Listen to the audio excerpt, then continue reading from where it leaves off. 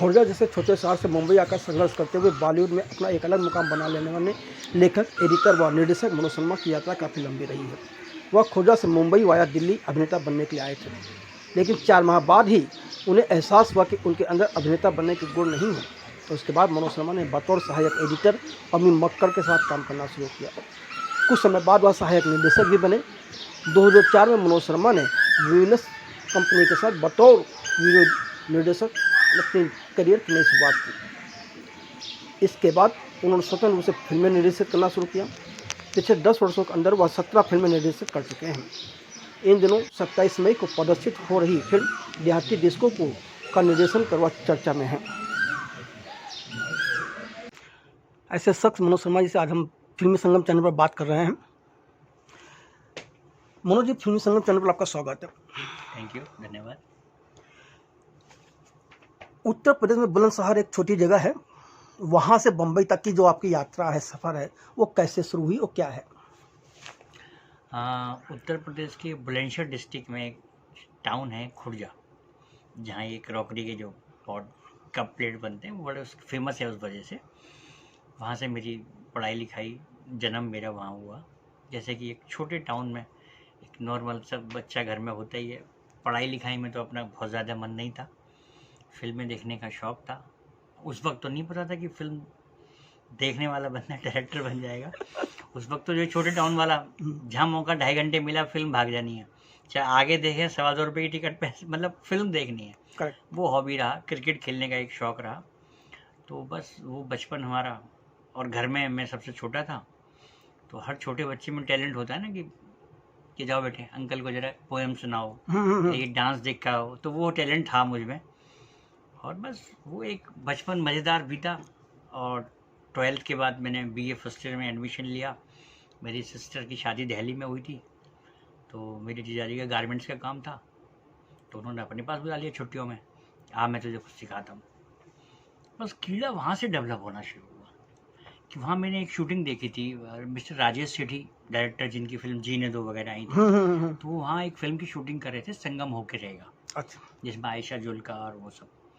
तो उनकी मैंने शूटिंग देखी, तो वहाँ से एक्टिंग का कीड़ा जागा। क्योंकि हम जो छोटे टाउन से होते हैं तो डायरेक्टर क्या होता है पता ही नहीं होता। हमें लगता है कि धर्मेंद्र ही सब कुछ कर लेता है, अमिताभ बच्चन ही सब कुछ कर लेते हैं। सब इन्होंने किया। हमारा ज्ञान इतना ही था जो होता ही है जो छोटे टाउन के लोग। तो बस वहाँ से जो पेपरों में आते ना, हमारे यहाँ एक्टिंग सीखे बॉम्बे से, बस कटिंग देखनी शुरू हो गई। और मैं जीजाजी के साथ जो काम सीख रहा था, तो वहाँ मैं लेटर वेटर बॉम्बे लिखने लगा। खत, और बॉम्बे में जो जिन को मैं खत लिखता था वो सब फ्रॉड थे। और फटाफट उनका आंसर आता था कि कम 3 महीने आप यहाँ रहें, आपको सिखाएंगे, एक्टिंग दिलाएंगे और इतने 1000 रुपये जमा करें। तो एक दिन खत मेरी जीजाजी को एक वर्कर ने कहा कि ये आपका साला तो बॉम्बे लेटर लिख रहा है, प्राणलाल मेहता, ये मेहता किस किस को लिख रहा है बंदा। जीजाजी बोले, मनोज ये क्या है? मैंने कहा यही मेरी इच्छा है एक्टिंग करने का। और जब मेरी उम्र 19 साल थी। अच्छा। और मेरी शक्ल, अपने बारे में अब तो डायरेक्टर हूँ ना, बता सकता हूँ कि बिल्कुल जैसे साउथ इंडियन जो सर्वेंट होते हैं ना, होटल तंबे कितना बिल हुआ, ऐसी शक्ल थी। और मैंने अपनी जीजाजी को बोला कि मुझे वहाँ एक्टिंग करने की इच्छा है मेरी। घर वाले तो सब बोले ये कैसे, हमारे दूर दूर तक कोई संबंध बॉम्बे में नहीं। और किससे कहानी ऐसे कि बर्तन मांझ के होटलों में रहता है आदमी, मतलब कहानी सुनी थी हमने। तो घर वालों ने बिल्कुल मना कर दिया कि नहीं बेटा, तू ग्रेजुएशन कंप्लीट कर, मेरे बड़े ब्रदर कज़न इंजीनियर हैं, डॉक्टर, अपनी फैमिली में तेरा सर्किल वो है। तो मैंने कहा मेरी इच्छा है, तो पूरी फैमिली ने मना कर दिया। लेकिन मेरे जीजाजी जो मुझे अपना छोटा भाई की तरह मानते थे, उन्होंने अपने रिस्क पे मेरी फैमिली को कहा, क्योंकि घर के दामाद थे तो एक होता है ना, रुतबा हो जाता है। तो नहीं, इसको मैं मेरे बेस पे, बॉम्बे मेरे फ्रेंड रहते हैं, ये वहाँ 6 महीने रहेगा, कोशिश करेगा। नहीं हुआ तो फिर आ रहा है ना लौट के, जा थोड़ी रहा है कहीं। 6 महीने में इसको एक रिहर्सल के तौर पे भेज दो। तो वो 6 महीने मैंने यहाँ एक्टिंग के लिए बहुत धक्के खाए। और 100% लोग मुझे चीटर मिले, 1% भी आदमी जेन्युइन नहीं मिला मुझे। और तो तो दिल्ली से जब आप बम्बई पहुंचे तो यहाँ किस तरह से आपका संघर्ष शुरू हुआ? मेरा संघर्ष था कि मैं जो एक्टिंग स्कूल थे, जो पेपरों में सब आते हैं कि यहाँ आओ दहीसर में, बोरीवली में, नटराज स्टूडियो में कोई 1-2 ऑफिस थे, तो वहाँ मैं ऑडिशन में भी वो वादा इरादा उनका होता था, ऑडिशन आपका अच्छा हो गया है, 2000 रुपये जमा करा दो, अगले दिन शूटिंग में। इस तरह से चीज़ें हो रही थी। अब चूँकि मैं इतना फंड लेके तो नहीं आया था, क्योंकि मुझे रहना खाना एक अच्छा मिल गया था, तो मुझे वो स्ट्रगल तो था नहीं। तो किसी ने मुझे शूटिंग में खड़ा नहीं किया, और मैं इतना शार्प शुरू से था कि मुझे समझ में आता था कि ये आदमी थोड़ी चालाकी दिखा रहा है। फिर जब जाता था तो और लोगों से मिलता भी था, जो और भी तो बच्चे थे ना, हाँ, सारे। तो सबसे इनपुट मिलता था मुझे। तो मैंने कभी भी ना 1000 रुपये भी खर्च नहीं किए अपने भाई इस कांड में। मिले सब खराब लोग उस वक्त। तो जब 4 महीने हो गए और घर से ये नोटिस था कि 2 महीने बाद बेटा कम बैक है तुम्हारा। करेक्ट। तो मैंने कहा यार अब झूठ भी नहीं बोलेंगे, हमने ये किया वो किया, तुरंत पकड़ लिया जाएगा। तो मैंने कहा एक पहले खुद को चेक करूँ। तो ये मैं बड़ा खुशनसीब हूँ भगवान का कि मैं अपना डायरेक्टर खुद बना। अच्छा। हाँ जी, ये बड़ी मज़ेदार किस्सा है कि मैंने खुद डायलॉग लिखे, क्योंकि मेरा राइटिंग सेंस था वो अब पता चला मुझे जब राइटर हो गया। मैंने डायलॉग लिखे और एक फ़ोटो स्टूडियो में गया, नहीं पहले VHS कैसेट वीडियो बनते कैसेट। थे। तो मैंने कहा भाई तू कैमरे पे मुझे शूट कर, मैं डायलॉग बोल के परफॉर्म करता हूँ और मुझे कैसेट बना के दे दे इसमें म्यूज़िक डाल के। तो मैंने खुद अपने डायलॉग कैमरे पे बोले। उसने कहा बस 2 दिन बाद मैं इसमें साउंड वाउंड लगा के देता हूँ। 2 दिन बाद उसने मुझे VHS कैसेट दी। वो बड़ा एक्साइटेड डे था मेरे लिए अपने आप को देखना। और मैंने एक दोस्त के यहाँ एक VCP होता था छोटा सा, वहाँ लगाई। और जैसे ही मैंने देखा उस दिन और आज का दिन, मैं तुरंत समझ गया कि एक्टिंग का 1% भी कीड़ा नहीं हो सकता मेरे अंदर। इतना गंदा चेहरा, इतनी गंदी परफॉर्म, डायलॉग में बहुत अच्छे बोल रहा था, मतलब क्योंकि खुद नहीं लिखे थे तो अंदर से जिए डायलॉग थे। और मैंने कहा, और उस दिन मैंने डिसाइड किया कि नहीं, या तो दिल्ली जाओ, घर जाओ अपने खुर्जा शहर में, या एक्टिंग मत करो। तो उसी दिन मैं फिर एडिटिंग में अपने मेरे खुर्जा से ही थे पंडित राम कुमार शर्मा, जो बहुत अच्छे आर्टिस्ट थे, बहुत बड़ा। तो वो मेरे रिलेशन में थे। तो उनके ज़रिए मैं अनिल शर्मा जी के, तो केसी शर्मा उनके अच्छे ताल्लुकात थे जो अनिल जी के, तो उन्होंने उनके पास भेजा। अच्छा। तो अनिल जी से मिला। अनिल जी बोले बेटा अब तेलगा का एंड चल रहा है, क्या सीखेगा तो? मैंने कहा सर मुझे एडिटिंग में लगा दो, कहीं तो लगा दो। तो उन्होंने मुझे, ओमी मक्कड़ एडिटर हुआ करते थे उनके, एडिटिंग में मुझे लगाया और डायरेक्शन में फिर मुझे, तो वहाँ फिर नरेश मल्होत्रा जी से मुलाकात हो गई केतनम में, ये दिल लगे वाले डायरेक्टर। तो मैं 3-4 एडिटरों को असिस्ट करने लगा, और जहाँ जहाँ एडिटिंग में क्या डायरेक्टर से 1 to 1 मिलता थी हम लोग। तो जो डायरेक्टर पसंद का था वहीं पकड़ लेता था, सर डायरेक्शन में आपके साथ आना है। तो वो गली बड़ी आसान हो गई मेरी। तो एडिटिंग से डायरेक्शन, तो मैं एडिटिंग सीख के डायरेक्शन में आया। तो बस ये जर्नी, फिर तो बहुत डायरेक्टर को असिस्ट किया मैंने। एक एडिटर जो होता है उसके लिए डायरेक्टर बनना कितना आसान होता है या कितनी सुविधाजनक चीज़ हो जाती है?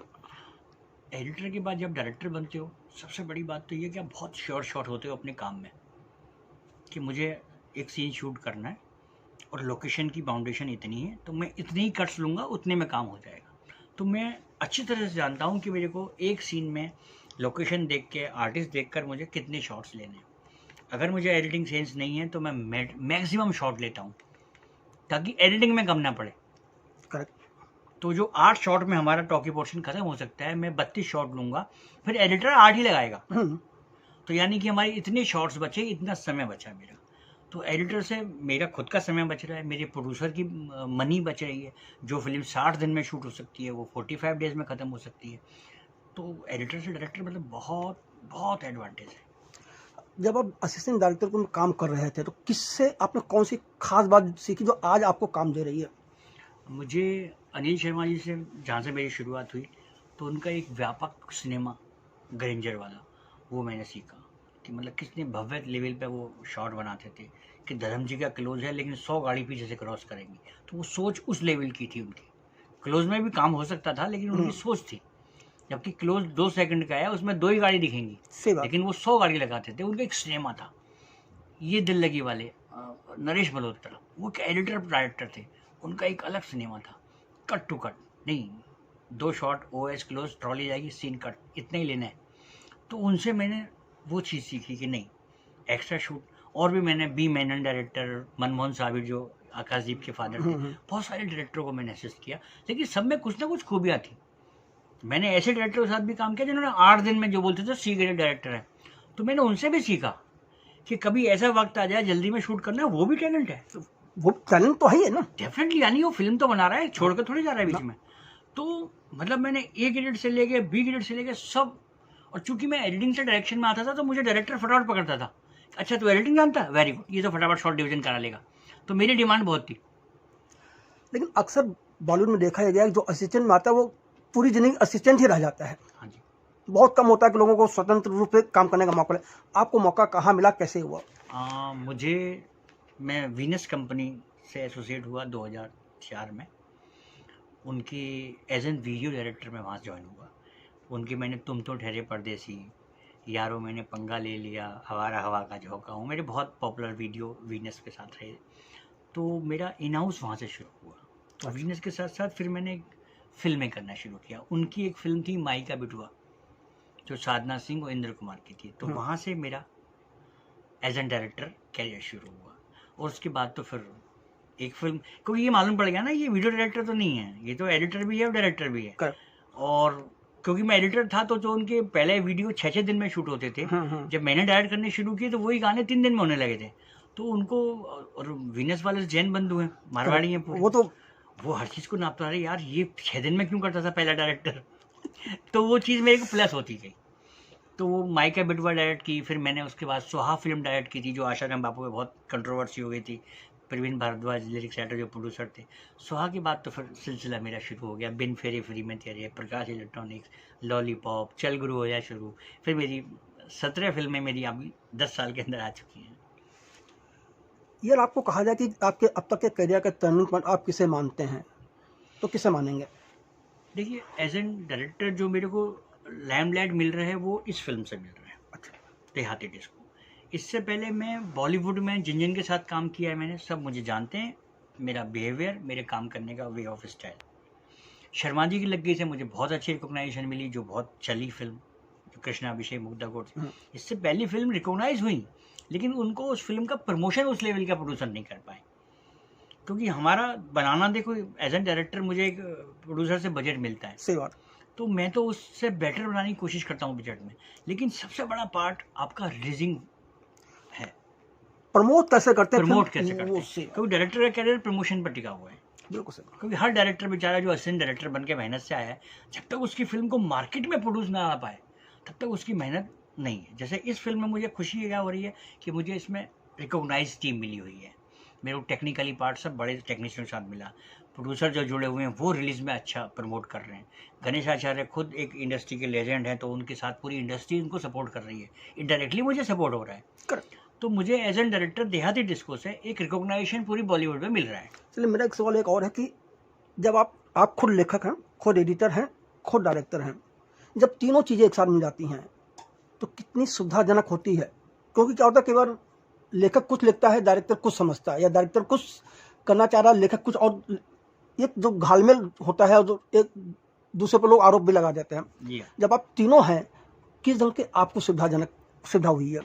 मुझे तो सबसे बड़ा पार्ट ये है कि एज एन राइटर तो कभी कभी ऐसा भी होता है कि प्रोड्यूसर्स बोलते हैं कि नहीं ये कहानी है, तो मैं उसके लिए भी चैलेंज लेता हूँ कि हाँ अच्छी कहानी है तो मैं क्यों, ऐसा कुछ नहीं कि मेरी सोच बहुत बड़ी है। मेरा असिस्टेंट कभी कभी ऐसी आउटलाइन सुना देता है, अरे बाप रे ये तो बहुत अच्छा सोच रहा है। मतलब मैं ओपन माइंड हूँ इस मामले में कि अच्छे सब्जेक्ट पर प्रोड्यूसर मेरे पास आते हैं, मनोज जी आपकी स्टाइल की कॉमेडी फिल्म ये बजट में, ओके, मैं उनको 1-2 लाइन जो मेरी बनी होती है मैं उनको सुना देता हूँ।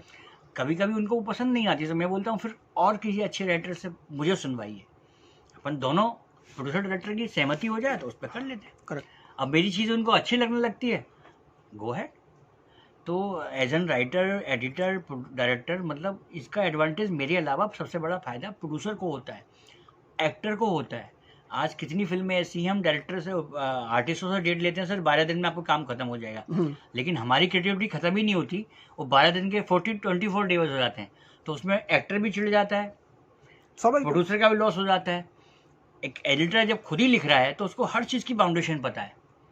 अब मुझे पता है कि मेरा सीन शुरू होगा, 8 आर्टिस्ट सेट पे हैं, तो मैं 8 आर्टिस्टों को एक साथ वेट नहीं करता हूँ, तो मुझे एडिटिंग आती है यार ये क्लोज भी तो लेना है ना इसका, जो आ गया पहले, चलो पहले इसको ले लो। ले लो अगर मेरा होमवर्क है तो मैं वो सीन कभी भी शुरू कर सकता हूँ, ये नहीं कि 8 आर्टिस्ट आएंगे तभी मैं क्लोज बनाऊँ। सही बात है।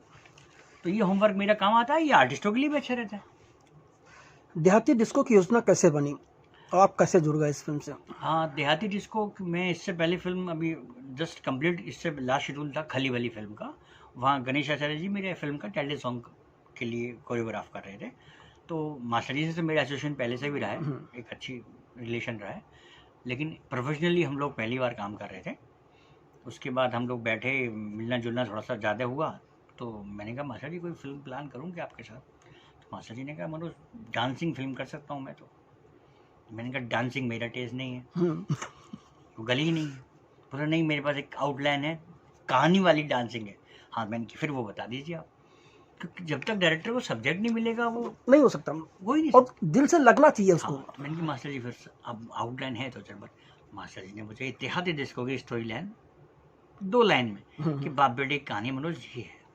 हाँ, मैंने कहा इसमें दम हो सकता है मास्टर जी, तो मनोज हम मिल के लिखें। मैंने कहा हाँ चलो। तो ये चीज़ का जन्म हम दोनों ने, उस वक्त लॉकडाउन लगा हुआ था, मिल के कहानी पे काम किया, म्यूज़िक पे काम किया। ये लॉकडाउन में फिल्म शुरू हुई, लॉकडाउन में हमने ख़त्म कर दी। गणेश आचार्य की पहचान डांस डायरेक्टर के रूप में है, आपने उनको लेकर के फिल्म बनाने की कैसे सोची? सबसे पहली फिल्म तो ये डांस बेस है और देसी डांस, और गणेश आचार्य जी का जो टैग है वो बिल्कुल इंडियन डांस का है। करेक्ट। जो सालों से आज तक वो उसको बराबर फॉलो करते आ रहे हैं। वो कितने ही बड़े गाने करे, लेकिन उनका एक इंडियन पना जो डांस है, तो सबसे बड़ी बात है इंडियन डांस की फिल्म, इंडियन ही स्टेप चाहिए मुझे, उनसे बेटर ऑप्शन उसके मुकाबले नहीं हो सकता था। अब एक्टिंग वाली बात आई। एक्टिंग में क्योंकि हमने खुद नहीं राइटिंग की थी, आधा एक्टिंग तो उनके अंदर आ गया था, क्योंकि हमने कैरेक्टर खुद बनाए थे कि भोला का जो कैरेक्टर मास्टर जी ने प्ले किया है कि इस भोला कैसे उठेगा, कैसे अपने बच्चे को प्यार करेगा, कैसे उसके इमोशन आएंगे। तो आधी चीज़ तो राइटिंग में वो ऑलरेडी पी चुके थे उस चीज़ को, और एक्टिंग तो पहले भी वो कर चुके हैं। ABCD में उनका बड़ा अच्छा कैरेक्टर किया था। तो फिर उन्होंने उसको वेट पुट ऑन किया, कम किया, उस पर लुक पे हमने काम किया, तो वो चीज़ ना अंदर आ गई हमारे हार्ट में। तो सिलेक्शन की बात ही नहीं थी। फिर डांसिंग फिल्म में और एक लेजेंड को लेकर डांसिंग कर रहा हूँ, तो बहुत ईजी था बोलना। लेकिन गणेश जी ने पहले फिल्म भी डायरेक्ट की है। हाँ जी। तो आपको नहीं लगता कहीं मन में आया था कि मेरे डायरेक्शन में कहीं न कहीं अपनी उंगली करेंगे, भाई ऐसा नहीं ऐसा करते हैं? नहीं, ये तो सेट पे, नॉट मास्टर जी, ये तो सेट पे हमारा वर्कआउट बहुत लोगों के साथ होता ही रहता है। तो ये एक अच्छी चीज़ है। मतलब कोई चीज़ गलत मास्टर जी बोलेंगे तो मैं क्यों मानूंगा? करेक्ट। तो लेकिन अच्छी चीज़ बोलेंगे तो मैं तुरंत मानना चाहिए, मेरी फिल्म के लिए हो रहा है। तो हम कभी कभी फिल्म में कोई भी एक्टर बोलता नहीं मनोज जी ऐसे आऊँगा, तो कभी कभी हमारा DOP हमको सजेस्ट कर देता है मनोज जी ट्रॉली लेफ्ट नहीं राइट से चलाऊँ, तो हम यही तो बोलते हैं चला के दिखा। हाँ, अब कौन सा नेगेटिव लग रहा है? करेक्ट। अब तो मॉनिटर है, डिजिटल है, 2 बार छाप लेंगे। अब तो और आसान हो गया है, चला राइट टू लेफ्ट, हट बकवास, लेफ्ट ही चला, तो बहुत इजी है। तो मतलब ये बड़ा कन्विंसिंग मीडिया आसान हो गया टेक्निकली। तो वो तो चीज़ हमारी ऑलवेज वेलकम थी। मास्टर जी इतने बड़े टेक्नीशियन हैं, इतने बड़े बड़े गाने शूट करते हैं, फिल्म डायरेक्ट भी कर चुके हैं। तो कितनी बार ऐसा हुआ है कि मनोज जिसको जरा टॉप से क्रेन देख कैसा लगता है, कभी भी उन्होंने ये नहीं कहा ये ले, तो प्रोटोकॉल टूट जाता। करेक्ट, सही बात है। तो वो भी समझते हैं इंडस्ट्री में इतने साल से, वो भी और मैं भी हूँ। तो एक भाई की तरह ही हम, मेरे उनका रेस्पेक्ट है, एक बड़े भाई की तरह मैं रेस्पेक्ट करता हूँ उनकी। तो इतनी बहुत बार हुआ ऐसा। तो देहाती जिसको डांस फिल्म है या बाप बेटे के रिश्ते की कहानी है, वास्तव में है क्या फिल्म ये कहानी में डांस है, डांस में कहानी नहीं है। एक होता है ना डांसिंग फिल्म ABCD, वैसी नहीं है। अच्छा। एक कहानी है जिसमें डांस एक रोल प्ले कर रहा है। एक बाप बेटे की इमोशनल कहानी है, एक ऐसे गांव की कहानी है जहां डांस करना अभिशाप माना जाता है। अच्छा। हमारे टेलर में भी ये सब अक्षय कुमार ने वॉइस दी है। तो अभिशाप माना जाता है, तो उस बैकड्रॉप की कहानी है। बाप बेटे इमोशन डांस की वजह से ही इनका गांव से निकाल दिया जाता है। अच्छा। और आज उसी गांव में कोई वेस्टर्न डांस वाला बड़ा मिनिस्टर का बेटा वही इंस्टीट्यूट खोलना चाहता है, उसी मंदिर प्रांगण में, वेस्टर्न डांस का। आज यही लोग जिनको इस डांस को अभिशाप बोल के बाहर निकाला गया था, वही अपनी कला से अपने देश की मिट्टी की हिफाजत करके उनको अलग करते हैं। ये एक फिल्म की स्टोरी लाइन। आपके अनुसार डांस कितना जरूरी है लोगों के लिए और कहाँ फायदा करती है? डांस तो आज मैं कह रहा हूँ कि ये तो एक कला है हमारी। हम मरने में भी डांस कर देते हैं कभी कभी, बच्चा जब पैदा होता है डांस, शादी होती है डांस, ये हमारा भारतीय कल्चर का एक पार्ट है नृत्य। हम खुशी भी बनाते हैं, संगीत भी होता है, वो डांस का एक हमारी प्रथा, एक कल्चर है बेसिकली। वो कल्चर ख़त्म तो नहीं हो सकती। तो बस उसी कल्चर को हमने कोशिश की है कि हमारा, इसमें एक टैगलाइन बड़ी वैसी है कि आप जो सीख के आए हैं हम उसका सम्मान करते हैं, लेकिन हमारे पास जो कला है हम उस पर प्राउड करते हैं। तो हम किसी की इंसल्ट नहीं कर रहे हैं कि ये हिप हॉप, भैया वो भी कला है यार, चाहे लंदन से सीख के आओ या वेस्टर्न हो, ये भी एक टैलेंट तो है ना। लेकिन हम आपको सल्यूट करते हैं, ओके, लेकिन हम अपनी कला में प्राउड करते हैं, ये बेसिकली। फिल्म का नाम देहाती डिस्को क्यों? देहाती मतलब गांव, विलेज। देहाती का मतलब देह, हाथी मतलब हस्ती, देहाती, हाथी मतलब आत्मा। वैसे बेसिकली देखा जाए तो देश की आत्मा, शरीर की आत्मा, तो प्योर प्योर देसी, ये देहाती डिस्को। डिस्को एक हमने जानबूझ के वर्ड पकड़ा है जो वेस्टर्न है, तो लेकिन देहाती हमारा उस टक्कर पे है। देहाती डिस्को, दोनों कल्चरों को टक्कर। देहाती मतलब देह की आत्मा, देहाती। तो बस फिल्म के लिए गणेश आचार्य जी फाइनल हुए तो उसके बाकी कलाकारों का चयन किस आधार पर हुआ? जैसे कि मैंने बताया कि फिल्म हमारी, इस फिल्म में हीरो हमारा सब्जेक्ट है। हमने उस पर वर्क किया, कैरेक्टर्स जो हमारे सेंट्रल कैरेक्टर 6-7 थे, फिर उन पर हमने वही कास्टिंग की जो परफेक्ट फिट बैठते हो। जैसे बच्चा हमको डांसर चाहिए था, एक्टिंग हमने उसको वर्कशॉप कराया तो वो क्लियर हुआ। साहिल खान जो वेस्टर्न डांसर जो इनको टक्कर दे सके, वो हमने डांसर लड़का ही पकड़ा, साहिल खान, उसको भी इंट्रोड्यूस किया हमने, उसको एक्टिंग कराई, तो वो तो परफेक्ट होगी। उसके बाद मनोज जोशी साहब, महंत जो चला रहे हैं इस परंपरा को, राजेश शर्मा प्राउड मिनिस्टर जिसका लड़का ये बाहर से सीख के आया, ये Ravi Kishan mind blowing perform, जो भोला का छोटा भाई, गणेश आचार्य का छोटा भाई बने, महन जी का छोटा बेटा, वो अलग कैरेक्टर। पंकज बेरी जो छोटे पंडित पुजारी, मिथिलेश चतुर्वेदी, राकेश श्रीवास्तव, मतलब ये जो कैरेक्टर छोटे छोटे थे, ये हमने वही एज ग्रुप जो जो शेड्स बनाए थे हमने वो ढूंढ ढूंढ के हमने कास्ट की। और एक्टर तो सारे मजे हुए हैं, तो कोई मेरी फिल्म में पहली बार नहीं है। फिल्म को कहाँ शूट किया और कितने दिन कंप्लीट किया? ये फिल्म हमने लखनऊ में पूरी फिल्म शूट की। 45 डेज का हमारा नॉन स्टॉप शेड्यूल था। कोविड के दौरान शूट हुआ, कोविड के सारे रूल फॉलो करते हुए हम लोगों ने। लखनऊ में चिन्हात के पास किया है क्या आपने? ये पीपरसन विलेज था। पीपरसन, हाँ, हाँ जी, पीपरसन लखनऊ से शायद 10-12 किलोमीटर दूर है। पीपरसन करके है वो। हाँ जी, हाँ जी, हाँ जी। तो वहाँ पूरा एक मंदिर का हमने सेट लगाया और ओरिजिनल विलेज यूज़ किया। अच्छा, तो मोस्टली शूटिंग हमारी वहाँ की है। तो लखनऊ जाने की कोई खास वजह थी? इसको यहाँ सेट यहाँ भी बन सकते थे कहीं? नहीं, वहाँ ओरिजिनल चीज़ थी हर चीज़। जो गांव लोग लुक, मफलर पहना, ये जो हमारा जिस बैकड्रॉप को हम फॉलो करके फिल्म में बता रहे हैं, वो बैकड्रॉप की ही क्राउड हमारे साथ था। और लखनऊ आजकल तो यूपी में तो हर आदमी शूट कर रहा है। और हमारे जो प्रोड्यूसर हैं कमल किशोर मिश्रा, वो भी लखनऊ से हैं। अच्छा, जो कुरैशी, जो वासिम कुरैशी हैं, वो लखनऊ से हैं। मैं खुद उत्तर प्रदेश से हूँ, तो मैं तो एंजॉय करता हूँ अपने प्रदेश में। सही तो वजह तो सब मिल गई थी। चलिए, इस फिल्म का ट्रेलर आ चुका है, काफ़ी लोग पसंद कर रहे हैं, 2 गाने भी बहुत पसंद किए जा रहे हैं। व्यक्तिगत रूप से आपके पास किस तरह के रिस्पांस आ रहे हैं? सोशल मीडिया की बात छोड़ दीजिए। मुझे जो पहला रेस्पॉन्स ये आ रहा है कि यार कुछ फिल्म में कुछ कंटेंट तो लग रहा है। ये भी नहीं कह रहे बिल्कुल म्यूजिकली फिल्म है, तो ट्रेलर में हमने जो बनाया है वो सब चीज़ मिक्स किया है। तो मुझे और ये आ रहा है कि नहीं, थोड़ी क्यूरियोसिटी हो रही है क्या है ये। और डांस भी है इसमें, मनोज, एक्शन भी थोड़ा लग रहा है, मतलब एक कमर्शियल पैकेज तो है, कुछ देखने की इच्छा है। तो मुझे ज़्यादातर रिव्यूज़ पॉजिटिव मिल रहे हैं। अच्छा, और तो वो तो कितनी बड़ी फिल्म हो, नेगेटिव भी सुनने पड़ेंगे हम। ना वो तो सुन, तो हम लोग उसमें व्यूज़ में पढ़ते हैं, कोई लोग बड़ा प्यार दे रहे हैं, कोई ऐसा भी प्यार दे रहे हैं जो अरे क्या कर रहे हैं भाई। तो उसका एंजॉय करते हैं हम लोग। और कोई गलत चीज़ है तो उसको स्वीकार करना भी है। भाई अगर हमने फिल्म बनाई है उसमें कुछ खमियां भी क्रिटिक्स देंगे मुझे, कुछ अगर उनको नजर आएंगी तो मुझे वो स्वीकार करना है। अगली फिल्म में वो चीज़ अप्लाई नहीं करनी अगर कुछ मुझे लग रहा है तो वो तो हर फिल्म से मैंने सीखा ही है। इस फिल्म से भी अगर कोई भी मुझे पॉइंट आउट होगी चीज़, और ये क्रिएटिव पार्ट ऐसा है कि रिलीज तक मैं लगा रहता हूँ, ये ऑडियो गड़बड़ हो गया नहीं, ये इसकी क्रिएटिविटी में तो यही है कि अंतिम समय तक लगता है कि यार ये सुधार दिया जाए। हाँ, तो वो क्रिएटिव पार्ट नेवर डाई बोलते हैं ना, करेक्ट, कभी खत्म नहीं होता। चलिए, मुझे लगता है कि एक डायरेक्टर के रूप में जब आपको किसी फिल्म को डायरेक्ट करना होता है, सबसे पहले आप किस बात पर ध्यान देते हैं? कहानी, subject. As a director subject बहुत ज़रूरी है, क्योंकि ये तो बहुत, और इस वक्त बहुत अच्छा समय चल रहा है हमारे बॉलीवुड का। क्योंकि एक तो OTT प्लेटफॉर्म्स आ गए, तो हमको डिफरेंट कंटेंट देखने को मिल रहे हैं, एक एक ही लाइन पे नहीं चल रहे, तो ये हमारे लिए बहुत अच्छा है।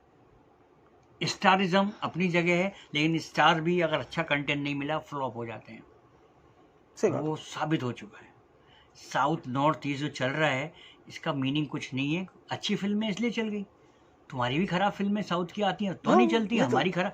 इससे मतलब ही नहीं है कि साउथ की चल रही है, हिंदी चल रही है, पंजाबी चल रही है। जिसने अच्छा सिनेमा बना दिया, ऑडियंस को कनेक्ट कर लिया अपनी फिल्म से 2 घंटे, वो चल गई। आपने OTT की बात की। OTT से जब आया तो एक तो OTT ने सबसे पहला काम ये किया कि जो कलाकारों में स्टारडम था उसको ख़त्म कर दिया। अब स्टारडम नाम की कोई चीज़ OTT पर नहीं है। बिल्कुल। दूसरा ये हुआ कि OTT जब आया तो लग रहा है कि कुछ बहुत अच्छा काम होगा, लेकिन पता चला वहाँ भी वही भेड़चाल हो गई है और अब OTT धीरे धीरे डाउन होता चला जा रहा है। तो इसकी वजह आपकी क्या समझ में आई? इसकी वजह मुझे जो समझ में आई, एक तो OTT जब से आए हैं तो ये इंडस्ट्री के लिए तो बुरा नहीं हुआ, क्योंकि हमें एक और ऑप्शन खुला। करेक्ट। भाई हम नसीब वाले हैं कि हमको लाइन से फिल्में मिल रही हैं, गॉड इज़ ग्रेट। हम कितने लोग ऐसे हैं जो बेचारे फ्लॉप दे चुके हैं, या उनको वही असिस्टेंट डायरेक्टर हाँ। नहीं हो पाया, तो आज उनको एक प्लेटफॉर्म मिला। और हर प्लेटफॉर्म का जैसे फिल्म लाइन है, उसमें अच्छी बुरी चीज़ तो सब जगह आएंगी, ऐसे ही OTT है, अच्छी चीज़ें भी तो आ रही हैं उस पर, खराब। अब चूंकि वो चीज़ पॉपुलर हो चुकी है, अब उसमें अच्छा बुरा हम देखने लगे। शुरू में जब फिल्म आई तो हमें सब अच्छा लग रहा था, क्योंकि नई चीज़ थी। कोई भी वेब सीरीज आए हम लोग रात को 2-2 बजे उठ के देख रहे थे, कोविड के दौरान तो और ज़्यादा देखी। लेकिन अब आ गया उस पर मटेरियल बहुत सारा, अब OTT हमारे हो गए 12-14, तो अब जितनी चीज़ें होंगी तो उतना उसका सिलेक्शन शुरू होगा। तो अच्छा ही बुराई, OTT में जैसे शुरू में बहुत चीज़ें गंदी शुरू हुई थी, मतलब वल्गैरिटी पे आ गए थे, फैमिली के साथ देख रहे थे, तो वो चीज़ अभी सेंसर होनी शुरू हो गई, अब वो भी सेंसर मांगने लगे हैं, तो ये अच्छी बात हुई। तो कोई भी नई चीज़ शुरू होगी उसमें कोई ना कोई तो लूपहोल्स निकलेंगे, सही बात है। तो वो धीरे धीरे ही कवर होगा। तो मैं तो उसको OTT प्लेटफॉर्म को बिल्कुल बुरा नहीं मानता, और उस पर अच्छी चीज़ें आज लोग और कुछ डिफरेंट कर पा रहे हैं कंटेंट वाइज, और जो खराब चीज़ें तो OTT पे वो भी नहीं चल रही, तो अच्छा हो गया ना। खराब चीज़ अगर मैं OTT पे आऊँगा तो उसकी व्यूअरशिप नहीं आएगी, तो हाँ, नहीं देखेंगे लोग। नहीं दिखे। और अच्छी चीज़ वही फैमिली शो आ गया, मनोज बाजपेयी का शो आ गया, उसका शो आ गया, गुल्लक कितना अच्छी सीरीज है, बहुत अच्छी, बहुत अच्छी। जो पर्सनली मेरा टेस्ट वही है, तो देखो कितना सीजन 3-4 लोग उसको रिपीट कर कर देख रहे हैं। तो ये सिनेमा तो है, और इससे हमारी जो थिएटर्स वाले डायरेक्टर्स हैं, जो सिनेमा हम लोग बना रहे हैं, हमको भी चैलेंज मिला है कि लोगों को घर पे कंटेंट मोबाइल पे है, हाँ, तुम थिएटर में कैसे लाओगे? कुछ तो ऐसी चीज़ तो बनाओ कि जो थिएटर तक खींच सको। करेक्ट। आपने वही रूटीन बनाया तो अब नहीं आएंगे। तो ये एक चैलेंज है, एक प्रतियोगिता है हम सबके बीच में, जो हेल्थी प्रतियोगिता है। इसके अलावा क्या कर रहे हैं आप? मैं अभी ये नेक्स्ट फिल्म मेरी खली बली रिलीज होगी, जिसमें धर्म जी बहुत दिन बाद मेरे साथ क्या इंडस्ट्री में कम बैक कर रहे हैं। मधु का कम बैक है, रोजा वाली, और उसमें रजनीश दुग्गल, कायनात अरोड़ा, विजय राज, राजपाल यादव, हेमंत पांडे, असरानी साहब। एक हॉरर कॉमेडी फिल्म है, अच्छा। टोटल आउट एंड कमर्शियल, 2 घंटे डरेंगे हंसेंगे। तो मेरी नेक्स्ट रिलीज़ वो है। और अभी मैं 2 फिल्में जो अभी बहुत जल्दी करने जा रहा हूँ। एक है मेरी कॉलिंग शिवा, जो कश्मीरी पंडित की एक इमोशनल कहानी है, कश्मीर फाइल से कोई संबंध नहीं है इस फिल्म का। चलिए मनोज जी, फिल्म संगम चैनल से बात करने के लिए आपका बहुत बहुत धन्यवाद। Thank you.